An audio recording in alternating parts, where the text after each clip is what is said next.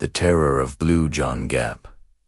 The following account was found among the documents of Dr. James Hardcastle, who died of phthisis on February 4th, 1908, at the age of 36, Upper Coventry Flats, South Kensington. Those who knew him best, while refusing to express an opinion upon this particular statement, are unanimous in asserting that he was a man of a sober and scientific turn of mind, absolutely devoid of imagination, and most unlikely to invent any abnormal series of events. The paper was contained in an envelope, which was docketed, a short account of the circumstances which occurred near Miss Allerton's farm in northwest Derbyshire in the spring of last year. The envelope was sealed, and on the other side was written in pencil, "Dear Seaton, it may interest, and perhaps pain you, to know that the incredulity with which you met my story has prevented me from ever opening my mouth upon the subject again. I leave this record after my death, and perhaps strangers may be found to have more confidence in me than my friend. Inquiry has failed to elicit who this Seaton may have been. I may add that the visit of the deceased to Allerton's farm, and the general nature of the alarm there, apart from his particular explanation, have been absolutely established. With this forward I append his account exactly as he left it. It is in the form of a diary, some entries in which have been expanded, while a few have been erased. April 17th. Already I feel the benefit of this wonderful upland air. The farm of the Allertons lies 1,420 feet above sea level, so it may well be a bracing climate. Beyond the usual morning cough I have very little discomfort, and what with the fresh milk and the homegrown mutton, I have every chance of putting on weight. I think Saunderson will be pleased. The two Miss Allertons are charmingly quaint and kind, two dear little hard-working old maids, who are ready to lavish all the heart which might have gone out to husband and two children upon an invalid stranger. Truly, the old maid is a most useful person, one of the reserve forces of the community. They talk of the superfluous woman, but what would the poor superfluous man do without her kindly presence? By the way, in their simplicity, they very quickly let out the reason why Saunderson recommended their farm. The professor rose from the ranks himself, and I believe that in his youth he was not above scaring crows in these very fields. It is a most lonely spot, and the walks are picturesque in the extreme. The farm consists of grazing land lying at the bottom of an irregular valley. On each side are the fantastic limestone hills, formed of rock so soft that you can break it away with your hands. All this country is hollow. Could you strike it with some gigantic hammer, it would boom like a drum, or possibly cave in altogether and expose some huge subterranean sea. A great sea there must surely be, for on all sides the streams run into the mountain itself, never to reappear. There are gaps everywhere amid the rocks, and when you pass through them you find yourself in great caverns, which wind down into the bowels of the earth. I have a small bicycle lamp, and it is a perpetual joy to me to carry it into these weird solitudes, and to see the wonderful silver and black effect when I throw its light upon the stalactites which drape the lofty roofs. Shut off the lamp, and you are in the blackest darkness. Turn it on, and it is a scene from the Arabian Nights. But there is one of these strange openings in the earth which has a special interest, for it is the handiwork, not of nature, but of man. I had never heard of Blue John when I came to these parts. It is the name given to a peculiar mineral of a beautiful purple shade, which is only found at 1 or 2 places in the world. It is so rare that an ordinary vase of Blue John would be valued at a great price. The Romans, with that extraordinary instinct of theirs, discovered that it was to be found in this valley, and sank a horizontal shaft deep into the mountainside. The opening of their mine has been called Blue John Gap, a clean-cut arch in the rock, the mouth all overgrown with bushes. It is a goodly passage which the Roman miners have cut, and it intersects some of the great water-worn caves, so that if you enter Blue John Gap you would do well to mark your steps, and to have a good store of candles, or you may never make your way back to the daylight again. I have not yet gone deeply into it, but this very day I stood at the mouth of the arched tunnel, and peering down into the black recesses beyond, I vowed that when my health returned I would devote some holiday to exploring those mysterious depths and finding out for myself how far the roaming had penetrated into the Derbyshire hills. Strange how superstitious these countrymen are. I should have thought better of young Armitage, for he is a man of some education and character, and a very fine fellow for his station in life. I was standing at the Blue John Gap when he came across the field to me. "Well, Doctor," said he, "you're not afraid?" Anyhow, afraid, I answered. Afraid of what? Of it, said he, with a jerk of his thumb towards the black vault, of the terror that lives in the Blue John Cave. How absurdly easy it is for a legend to arise in a lonely countryside. I examined him as to the reasons for his weird belief. It seems that from time to time sheep have been missing from the fields, carried bodily away, according to Armitage. That they could have wandered away of their own accord and disappeared among the mountains was an explanation to which he would not listen. On one occasion a pool of blood had been found, and some tufts of wool. That, also, I pointed out, could be explained in a perfectly natural way. Further, the nights upon which sheep disappeared were invariably very dark, cloudy nights with no moon. This I met with the obvious retort that those were the nights which a commonplace sheep stealer would naturally choose for his work. On one occasion, a gap had been made in a wall, and some of the stones scattered for a considerable distance. Human agency again, in my opinion. Finally, Armitage clinched all his arguments by telling me that he had actually heard the creature. Indeed, that anyone could hear it who remained long enough at the gap. It was a distant roaring of an immense volume. I could not but smile at this, knowing, as I do, the strange reverberations which come out of an underground water system running amid the chasms of a limestone formation. My incredulity annoyed Armitage, so that he turned and left me with some abruptness. And now comes the queer point about the whole business. I was still standing near the mouth of the cave, turning over in my mind the various statements of Armitage, and reflecting how readily they could be explained. Away when suddenly, from the depth of the tunnel beside me, there issued a most extraordinary sound.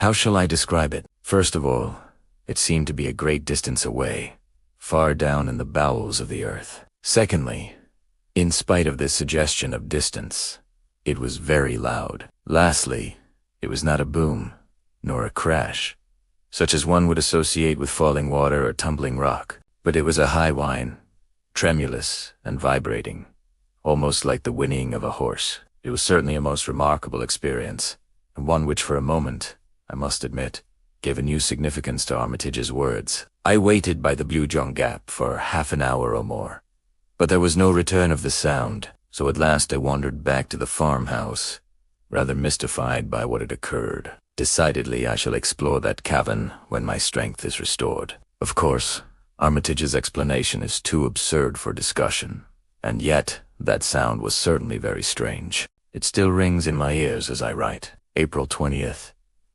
In the last 3 days, I have made several expeditions to the Blue John Gap and have even penetrated some short distance, but my bicycle lantern is so small and weak that I dare not trust myself very far.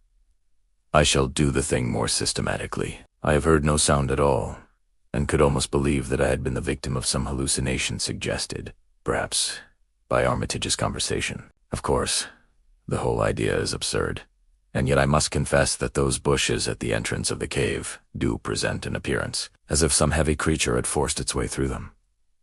I begin to be keenly interested. I have said nothing to the Miss Allertons, for they are quite superstitious enough already, but I have bought some candles, and mean to investigate for myself. I observed this morning that among the numerous tufts of sheep-est wool, which lay among the bushes near the cavern, there was one which was smeared with blood. Of course, my reason tells me that if sheep wander into such rocky places, they are likely to injure themselves, and yet somehow that splash of crimson gave me a sudden shock, and for a moment I found myself shrinking back in horror from the old Roman arch. A fetid breath seemed to ooze from the black depths into which I peered. Could it indeed be possible that some nameless thing, some dreadful presence, was lurking down yonder? I should have been incapable of such feelings in the days of my strength, but one grows more nervous and fanciful when one's health is shaken. For the moment I weakened in my resolution, and was ready to leave the secret of the old mine, if one exists, if forever unsolved. But tonight my interest has returned and my nerves grown more steady. Tomorrow I trust that I shall have gone more deeply into this matter. April 22nd. Let me try and set down as accurately as I can my extraordinary experience of yesterday. I started in the afternoon and made my way to the Blue John Gap. I confess that my misgivings returned as I gazed into its depths, and I wished that I had brought a companion to share my exploration. Finally, with a return of resolution, I lit my candle, pushed my way through the briars, and descended into the rocky shaft. It went down at an acute angle for some 50 feet, the floor being covered with broken stone. Thence there extended a long, straight passage cut in the solid rock. I am no geologist, but the lining of this corridor was certainly of some harder material than limestone, for there were points where I could actually see the tool marks which the old miners had left in their excavation, as fresh as if they had been done yesterday. Down this strange, old-world corridor I stumbled, my feeble flame throwing a dim circle of light around me, which made the shadows beyond the more threatening and obscure. Finally, I came to a spot where the Roman tunnel opened into a water-worn cavern, a huge hall, hung with long white icicles of lime deposit. From this central chamber, I could dimly perceive that a number of passages worn by the subterranean streams wound away into the depths of the earth. I was standing there wondering whether I had better return, or whether I dare venture farther into this dangerous labyrinth, when my eyes fell upon something at my feet which strongly arrested my attention. The greater part of the floor of the cavern was covered with boulders of rock, or with hard incrustations of lime, but at this particular point there had been a drip from the distant roof, which had left a patch of soft mud. In the very center of this, there was a huge mark, an ill-defined blotch, deep, broad, and irregular, as if a great boulder had fallen upon it. No loose stone lay near, however, nor was there anything to account for the impression. It was far too large to be caused by any possible animal, and besides, there was only the one, and the patch of mud was of such a size that no reasonable stride could have covered it. As I rose from the examination of that singular mark and then looked round into the black shadows which hemmed me in, I must confess that I felt for a moment a most unpleasant sinking of my heart, and that, do what I could, the candle trembled in my outstretched hand. I soon recovered my nerve, however, when I reflected how absurd it was to associate so huge and shapeless a mark with the track of any known animal. Even an elephant could not have produced it. I determined, therefore, that I would not be scared by vague and senseless fears from carrying out my exploration. Before proceeding, I took good note of a curious rock formation in the wall by which I could recognize the entrance of the Roman tunnel. The precaution was very necessary, for the great cave, so far as I could see it, was intersected by passages. Having made sure of my position, and reassured myself by examining my spare candles and my match, I advanced slowly over the rocky and uneven surface of the cavern. And now I come to the point where I met with such sudden and desperate disaster. A stream, some 20 feet broad, ran across my path, and I walked for some little distance along the bank to find a spot where I could cross. Finally, I came to a place where a single flat boulder lay near the center, which I could reach in a stride. As it chanced, however, the rock had been cut away and made top-heavy by the rush of the stream, so that it tilted over as I landed on it and shot me into the ice-cold water. My candle went out, and I found myself floundering about in utter and absolute darkness. I staggered to my feet again, more amused than alarmed by my adventure. The candle had fallen from my hand, and was lost in the stream, but I had 2 others in my pocket, so that it was of no importance. I got one of them ready, and drew out my box of matches to light it. Only then did I realize my position. The box had been soaked in my fall into the river. It was impossible to strike the match. A cold hand seemed to close round my heart as I realized my position.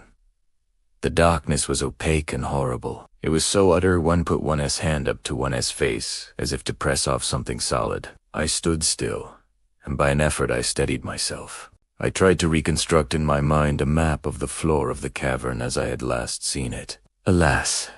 The bearings which had impressed themselves upon my mind were high on the wall, and not to be found by touch. Still, I remembered in a general way how the sides were situated, and I hoped that, by groping my way along them, I should at last come to the opening of the Roman tunnel. Moving very slowly, and continually striking against the rocks, I set out on this desperate quest, but I very soon realized how impossible it was. In that black, velvety darkness, one lost all one's bearings in an instant. Before I had made a dozen paces, I was utterly bewildered as to my whereabouts. The rippling of the stream, which was the one sound audible, showed me where it lay, but the moment that I left its bank I was utterly lost. The idea of finding my way back in absolute darkness through that limestone labyrinth was clearly an impossible one. I sat down upon a boulder and reflected upon my unfortunate plight. I had not told anyone that I proposed to come to the Blue John mine, and it was unlikely that a search party would come after me. Therefore, I must trust to my own resources to get clear of the danger. There was only one hope, and that was that the matches might dry. When I fell into the river, only half of me had got thoroughly wet. My left shoulder had remained above the water. I took the box of matchas, therefore, and put it into my left armpit. The moist air of the cavern might possibly be counteracted by the heat of my body, but even so, I knew that I could not hope to get a light for many hours. Meanwhile, there was nothing for it but to wait. By good luck, I had slipped several biscuits into my pocket before I left the farmhouse. These I now devoured, and washed them down with a draught from that wretched stream which had been the cause of all my misfortunes. Then I felt about for a comfortable seat among the rocks, and having discovered a place where I could get a support for my back, I stretched out my legs and settled myself down to wait. I was wretchedly damp and cold, but I tried to cheer myself with the reflection that modern science prescribed open windows and walks in all weather for my disease. Gradually, lulled by the monotonous gurgle of the stream and by the absolute darkness, I sank into an uneasy slumber. How long this lasted I cannot say. It may have been for an hour. It may have been for several. Suddenly I sat up on my rock couch, with every nerve thrilling and every sense acutely on the alert. Beyond all doubt I had heard a sound, some sound very distinct from the gurgling of the waters. It at passet, but the reverberation of it still lingered in my ear. Was it a search party? They would most certainly have shouted, and vague as the sound was which had wakened me, it was very distinct from the human voice. I sat palpitating, and hardly daring to breathe. There it was again, and again. Now it had become continuous. It was a tread. Yes, surely it was the tread of some living creature. But what a tread it was! It gave one the impression of enormous weight, carried upon sponge-like feet, which gave forth a muffled but ear-filling sound. The darkness was as complete as ever, but the tread was regular and decisive, and it was coming beyond all question in my direction. My skin grew cold, and my hair stood on end as I listened to that steady and ponderous footfall. There was some creature there, and surely by the speed of its advance, it was one which could see in the dark. I crouched low on my rock, and tried to blend myself into it. The steps grew nearer still, then stopped, and presently I was aware of a loud lapping and gurgling. The creature was drinking at the stream. Then again there was silence, broken by a succession of long sniffs and snorts of tremendous volume and energy. Had it caught the scent of me? My own nostrils were filled by a low fetid odor, mephitic and abominable. Then I heard the steps again. They were on my side of the stream now. The stones rattled within a few yards of where I lay. Hardly daring to breathe, I crouched upon my rock. Then the steps drew away. I heard the splash as it returned across the river, and the sound died away into the distance in the direction from which it had come. For a long time I lay upon the rock, too much horrified to move. I thought of the sound which I had heard coming from the depths of the cave of Armitage's fears, of the strange impression in the mud, and now came this final and absolute proof that there was indeed some inconceivable monster, something utterly unearthly and dreadful which lurked in the hollow of the mountain. Of its nature or form I could frame no conception, save that it was both light-footed and gigantic. The combat between my reason, which told me that such things could not be, and my senses, which told me that they were, raged within me as I lay. Finally, I was almost ready to persuade myself that this experience had been part of some evil dream, and that my abnormal condition might have conjured up an hallucination. But there remained one final experience which removed the last possibility of doubt from my mind. I had taken my matches from my armpit and felt them. They seemed perfectly hard and dry. Stooping down into a crevice of the rocks, I tried one of them. To my delight, it took fire at once. I lit the candle, and, with a terrified backward glance into the obscure depths of the cavern, I hurried in the direction of the Roman passage. As I did so, I passed the patch of mud on which I had seen the huge imprint. Now I stood astonished before it, for there were 3 similar imprints upon its surface, enormous in size, irregular in outline, of a depth which indicated the ponderous weight which had left them. Then a great terror surged over me. Stooping and shading my candle with my hand, I ran in a frenzy of fear to the rocky archway. I stined up it and never stopped until, with weary feet and panting lungs, I rushed up the final slope of stones, broke through the tangle of briars, and flung myself exhausted upon the soft grass under the peaceful light of the stars. It was 3 a.m. when I reached the farmhouse, and today I am all unstrung and quivering after my terrific adventure.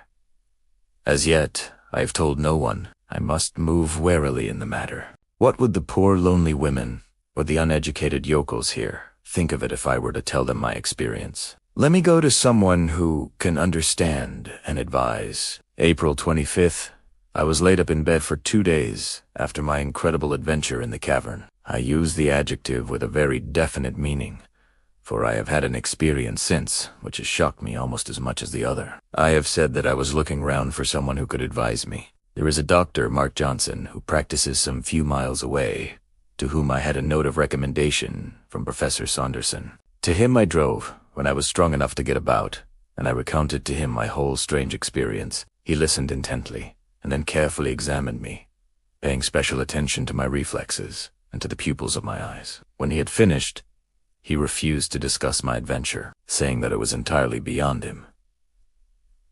But he gave me the card of a Mr. Picton at Cath, with the advice that I should instantly go to him and tell him the story exactly as I had done to himself. He was, according to my advisor, the very man who was preeminently suited to help me. I went on to the station, therefore, and made my way to the little town, which is some 10 miles away. Mr. Picton appeared to be a man of importance, as his brass plate was displayed upon the door of a considerable building on the outskirts of the town. I was about to ring his bell when some misgiving came into my mind, and, crossing to a neighboring shop, I asked the man behind the counter if he could tell me anything of Mr. Picton. "Why," said he is the best mad doctor in Derbyshire, and yonder is his asylum." You can imagine that it was not long before I had shaken the dust of Castleton from my feet and returned to the farm, cursing all unimaginative pedants who cannot conceive that there may be things in creation which have never yet chanced to come across their mole's vision. After all, now that I am cooler, I can afford to admit that I have been no more sympathetic to Armitage than Dr. Johnson has been to me. April 27th. When I was a student, I had the reputation of being a man of courage and enterprise. I remember that, when there was a ghost hunt at Coltbridge, it was I who sat up in the haunted house. Is it advancing years after all? I am only 35, or is it this physical malady which has caused degeneration? Certainly my heart quails when I think of that horrible cavern in the hill, and the certainty that it has some monstrous occupant. What shall I do? There is not an hour in the day that I do not debate the question. If I say nothing, then the mystery remains unsolved. If I do say anything, then I have the alternative of mad alarm over the whole countryside, or of absolute incredulity which may end in consigning me to an asylum. On the whole, I think that my best course is to wait, and to prepare for some expedition which shall be more deliberate and better thought out than the last. As a first step, I have been to Castleton, and obtained a few essentials, a large acetylene lantern for one thing, and a good double-barreled sporting rifle for another. The latter I have hired, but I have bought a dozen heavy game cartridges, which would bring down a rhinoceros. Now I am ready for my troglodyte friend. Give me better health and a little spate of energy, and I shall try conclusions with him yet. But who and what is he? There is the question which stands between me and my sleep. How many theories do I form, only to discard each in turn? It is all so utterly unthinkable. And yet the cry, the footmark, the tread in the cavern, no reasoning can get past these. I think of the old world legends of dragons and of other monsters. Were they, perhaps, not such fairy tales as we have thought? Can it be that there is some fact which underlies them? And am I, of all mortals, the one who is chosen to expose it? May 3rd. For several days I have been laid up by the vagaries of an English spring, and during those days there have been developments, the true and sinister meaning of which no one can appreciate save myself. I may say that we have had cloudy and moonless nights of late, which according to my information were the seasons upon which sheep disappeared. Well, sheep have disappeared, 2 of Miss Allerton's, 1 of old Pearson's of the catwalk, and 1 of Mrs. 4 in all during 3 nights. No trace is left of them at all, and the countryside is buzzing with rumors of gypsies and of sheep. But there is something more serious than that. Young Armitage has disappeared also. He left his moorland cottage early on Wednesday night and has never been heard of since. He was an unattached man, so there is less sensation than would otherwise be the case. The popular explanation is that he owes money and has found a situation in some other part of the country, whence he will presently write for his belongings. But I have grave misgivings. Is it not much more likely that the recent tragedy of the sheep has caused him to take some steps which may have ended in his own destruction? He may, for example, have lain in wait for the creature and been carried off by it into the recesses of the mountains. What an inconceivable fate for a civilized Englishman of the 20th century. And yet I feel that it is possible and even probable. But in that case, how far am I answerable, both for his death and for any other mishap which may occur? Surely, with the knowledge I already possess, it must be my duty to see that something is done, or if necessary to do it myself. It must be the latter, for this morning I went down to the local police station and told my story. The inspector entered it all in a large book and bowed me out with commendable gravity, but I heard a burst of laughter before I had got down his garden path. No doubt he was recounting my adventure to his family. June 10th, I am writing this, propped up in bed, 6 weeks after my last entry in this journal. I have gone through a terrible shock both to mind and body, arising from such an experience as has seldom befallen a human being before. But I have attained my end. The danger from the terror which dwells in the Blue John Gap has passed, never to return. Thus much at least I, a broken invalid, have done for the common good. Let me now recount what occurred as clearly as I may. The night of Friday, May 3rd, was dark and cloudy, the very night for the monster to war. About 11 o'clock I went from the farmhouse with my lantern and my rifle, having first left a note upon the table of my bedroom in which I said that, if I were missing, search should be made for me in the direction of the gap.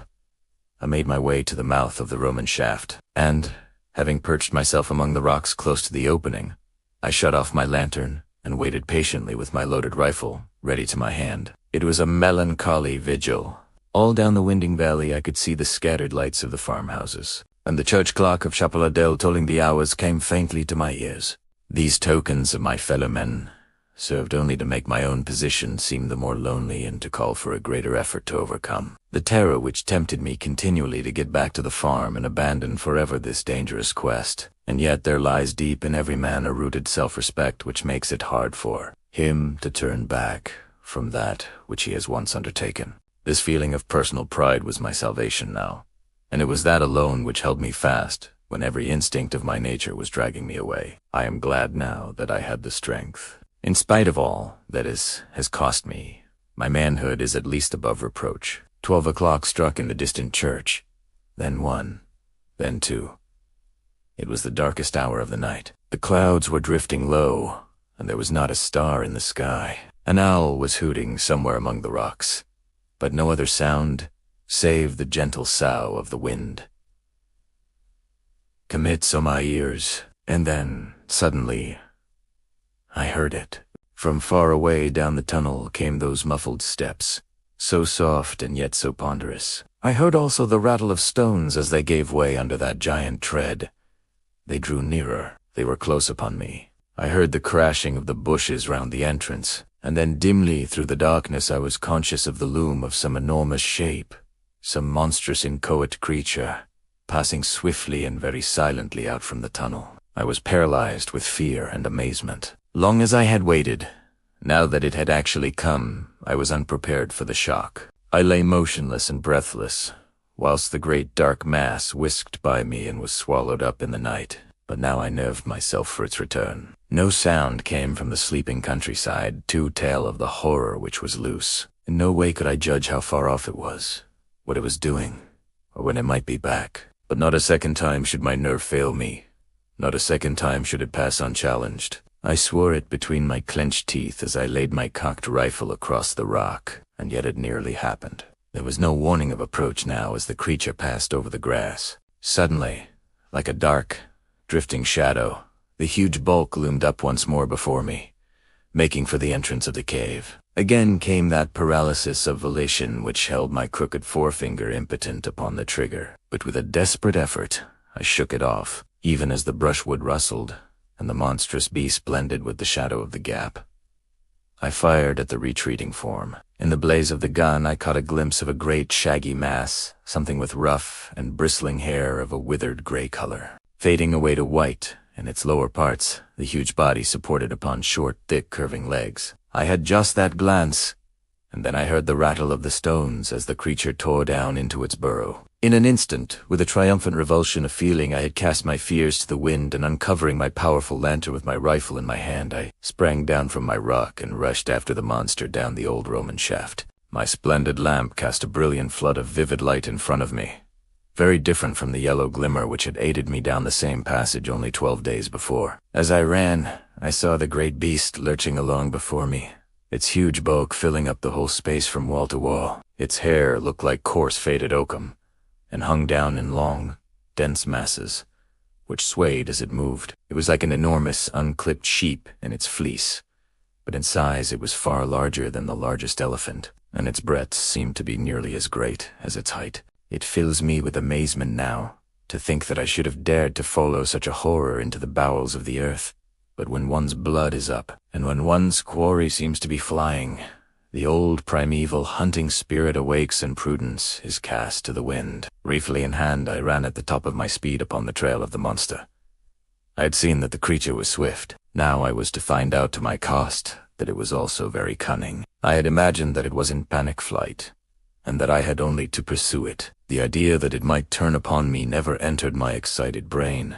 I have already explained that the passage down which I was racing opened into a great central cave. Into this I rushed, fearful lest I should lose all trace of the beast. But he had turned upon his own traces, and in a moment we were face to face. That picture, seen in the brilliant white light of the lantern, is etched forever upon my brain. He had reared up on his hind legs, as a bear would do, and stood above me, enormous, menacing, such a creature as no nightmare had ever brought to my imagination. I have said that he reared like a bear, and there was something bear-like. If one could conceive a bear which was tenfold the bulk of any bear seen upon earth, in his whole pose and attitude, in his great crooked forelegs with their ivory white claws, in his rugged skin, and in his red, gaping mouth, fringed with monstrous fangs. Only in one point did he differ from the bear or from any other creature which walks the earth. And even at that supreme moment, a shudder of horror passed over me as I observed that the eyes which glistened in the glow of my lantern were huge, projecting bulbs white and sightless. For a moment his great paws swung over my head. The next he fell forward upon me. I and my broken lantern crashed to the earth, and I remember no more. When I came to myself, I was back in the farmhouse of the Allertons. 2 days had passed since my terrible adventure in the Blue John Gap. It seems that I had lain all night in the cave, insensible from concussion of the brain, with my left arm and 2 ribs badly fractured. In the morning my note had been found, a search party of 12 farmers assembled, and I had been tracked down and carried back to my bedroom, where I had lain in high delirium ever since. There was, it seems, no sign of the creature, and no bloodstain which would show that my bullet had found him as he passed. Save for my own plight and the marks upon the mud, there was nothing to prove that what I said was true. 6 weeks have now elapsed, and I am able to sit out once more in the sunshine. Just opposite me is the steep hillside, gray with shaly rock, and yonder on its flank is the dark cleft which marks the opening of the Blue John Gap. But it is no longer a source of terror. Never again through that ill-omened tunnel shall any strange shape flit out into the world of men. The educated and the scientific, the Dr. Johnsons and the like, may smile at my narrative, but the poorer folk of the countryside had never a doubt as to its truth. On the day after my recovering consciousness, they assembled in their hundreds round the Blue John Gap. As the Castleton Courier said, it was useless for our correspondent, or for any of the adventurous gentlemen who had come from Matlock, Buxton, and other parts, to offer to descend, to explore the cave to the end, and to finally test the extraordinary narrative of Dr. James Hart. The country people had taken the matter into their own hands, and from an early hour of the morning they had worked hard in stopping up the entrance of the tunnel. There is a sharp slope where the shaft begins, and great boulders, rolled along by many willing hands, were thrust down it until the gap was absolutely sealed. So ends the episode which has caused such excitement throughout the country. Local opinion is fiercely divided upon the subject. On the one hand are those who point to Dr. Hardcastle's impaired health, and to the possibility of cerebral lesions of tubercular origin giving rise to strange hallucinations. Semi fixie, according to these gentlemen, caused the doctor to wander down the tunnel, and a fall among the rocks was sufficient to account for his injuries. On the other hand, a legend of a strange creature in the gap has existed for some months back, and the farmers look upon Dr. Hardcastle's narrative and his personal injuries as a final corroboration. So the matter stands, and so the matter will continue to stand.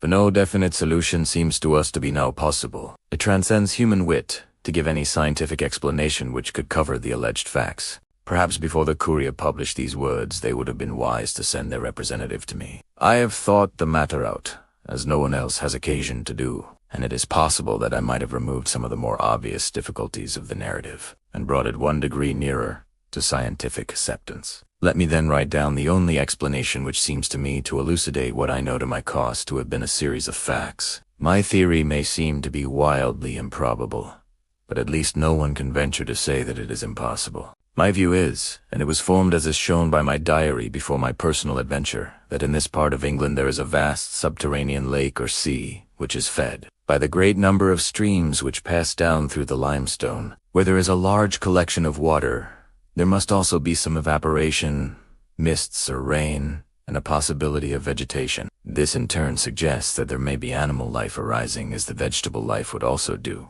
from those seeds and types which had been introduced at an early period of the world's history when communication with the outer air was more easy. This place had then developed a fauna and flora of its own, including such monsters as the one which I had seen, which may well have been the old cave bear, enormously enlarged and modified by its new environment. For countless eons, the internal and the external creation had kept apart, growing steadily away from each other. Then there had come some rift in the depths of the mountain which had enabled one creature to wander up and, by means of the Roman tunnel, to reach the open air. Like all subterranean life, it had lost the power of sight, but this had no doubt been compensated for by nature in other directions. Certainly it had some means of finding its way about, and of hunting down the sheep upon the hillside. As to its choice of dark nights, it is part of my theory that light was painful to those great white eyeballs, and that it was only a pitch-black world which it could tolerate. Perhaps, indeed, it was the glare of my lantern which saved my life at that awful moment when we were face to face.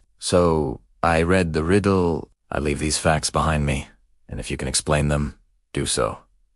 Or if you choose to doubt them, do so. Neither your belief nor your incredulity can alter them, nor affect one whose task is nearly over. So ended the strange narrative of Dr. James Hardcastle.